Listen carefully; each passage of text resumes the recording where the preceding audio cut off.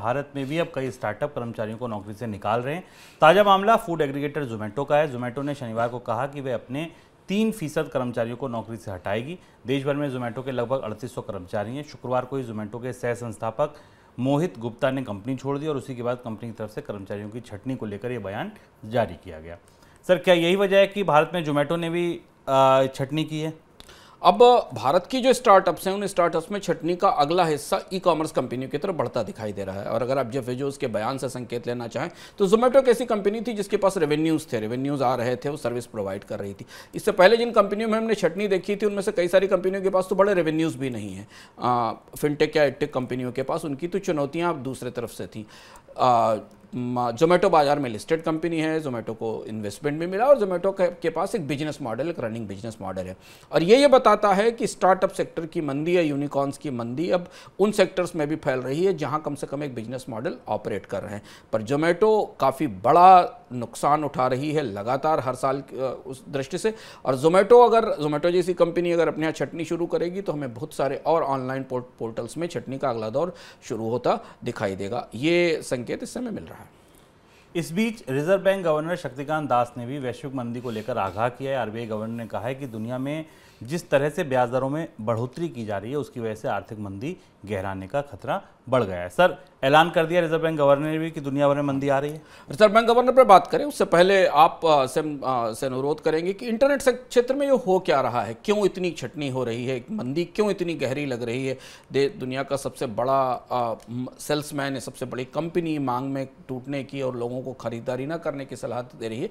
इसके लिए इस बार का इकोनॉमिक मनी 9 के ऐप पर ज़रूर देखें, क्योंकि वहाँ आपको वो वास्तविकता पता चलेगी कि इंटरनेट इकोनॉमी के अंदर अब इस समय क्या चल रहा है और भविष्य आने वाले 2 साल में इंटरनेट अर्थव्यवस्था में क्या होने वाला है, कितनी मुफ्त सेवाओं पर तलवार लटकी है और कंपनियां इसे कैसे सस्टेन करके इसमें सर्वाइव करेंगी। वापस लौटते हैं आरबीआई गवर्नर के बयान पर। आरबीआई गवर्नर ने अपने बयान में 3 महत्वपूर्ण बातें कही और उन 3 महत्वपूर्ण बातों के साथ उन्होंने एक तरह से मंदी का ऐलान कर दिया। पहली चीज उन्होंने ये कही कि पूरी दुनिया की सारी अर्थव्यवस्थाएं मिलकर सिंक्रोनाइज ढंग से ब्याज दरों में बढ़ोतरी कर रही हैं। दुनिया के पिछले 25-30 साल के इतिहास में, 40 साल के इतिहास में दुनिया की हर अर्थव्यवस्थाओं में इस तरह से एकमुश्त ब्याज दर में इतनी तेज बढ़ोतरी नहीं देखी गई। और ये बात स्थापित है जो मंदी के आने की संभावना को और मंदी के आ जाने को मजबूत कर रही है। उनका यह बयान इस संदर्भ में महत्वपूर्ण है कि यूके की अर्थव्यवस्था में मंदी आ चुकी है। वहाँ के वित्त मंत्री आधिकारिक रूप से इस बात का ऐलान कर चुके हैं। ये ब्याज दरों में बढ़ोतरी लंबे समय तक जारी रहेगी। आरबीआई गवर्नर ने कहा कि अगर आप में से किसी को उम्मीद है कि ब्याज दरों में बढ़ोतरी कम होगी और सॉफ्ट लैंडिंग होगी, यानी ब्याज दरों में आगे कमी आएगी, तो नहीं, दुनिया की अर्थव्यवस्थाओं को एक हार्ड लैंडिंग के लिए तैयार रहना चाहिए। हार्ड लैंडिंग का मतलब होता है कि ब्याज दरों में एक लंबी बढ़ोतरी के बाद ऊंचाई पर जाकर ब्याज दरें रुकेंगी, भारत में भी और दुनिया की अर्थव्यवस्थाओं में भी। पहली चीज।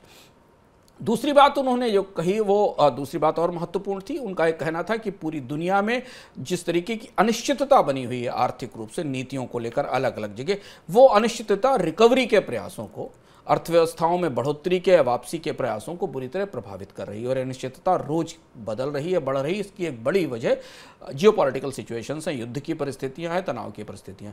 और तीसरी और महत्वपूर्ण बात, आरबीआई गवर्नर ने कहा कि मंदी क्यों आएगी और मंदी आने का खतरा क्यों ज़्यादा है, क्योंकि पूरी दुनिया की अर्थव्यवस्थाओं ने अपने दरवाजे बंद करने शुरू कर दिए हैं, प्रोटेक्शनिज्म की तरफ जा रही हैं। और ये प्रोटेक्शनिज्म दुनिया में सामानों की आपूर्ति भी कम कर रहा है और उनकी महंगाई भी बढ़ा रहा है। और इन 3 महत्वपूर्ण बयानों की दृष्टि से हैदराबाद में उनका कल भाषण था, पिछले हफ्ते उनका भाषण था। इन 3 बयानों की दृष्टि से आप भारत में आने वाली मॉनेटरी पॉलिसी कमेटी की तैयारियों की कुछ झलक भी ले सकते हैं कि रिजर्व बैंक इस परिस्थिति में लंबे समय के लिए क्या करने वाला है।